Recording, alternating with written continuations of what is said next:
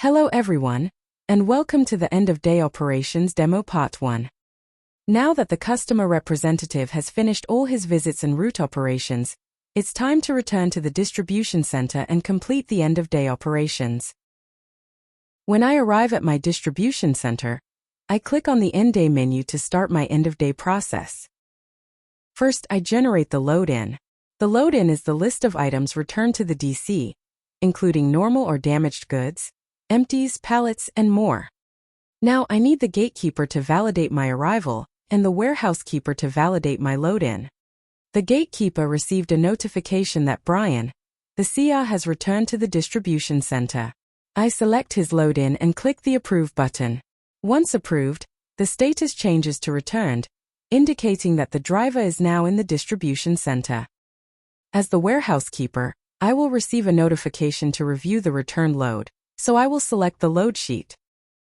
We have two loads in this load sheet, one generated by the CR with an open status, and the other from the load transfer that took place earlier in the day with another CR. I review the returned items with the customer representative and notice a discrepancy. There is one missing item in the truck. Only 5 cases of fresh milk were returned instead of the 6 recorded in SDX. I update the actual record with the actual return. This will impact the settlement for this CR. I go back and confirm that the item quantities are now accurate. Next, I begin unloading the items from the truck. Once the process is complete, I click on the Unload button.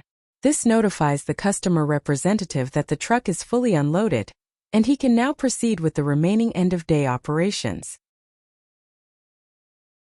Back to the customer representative. I need to check that the items are unloaded. I click the Confirm and Continue button to proceed.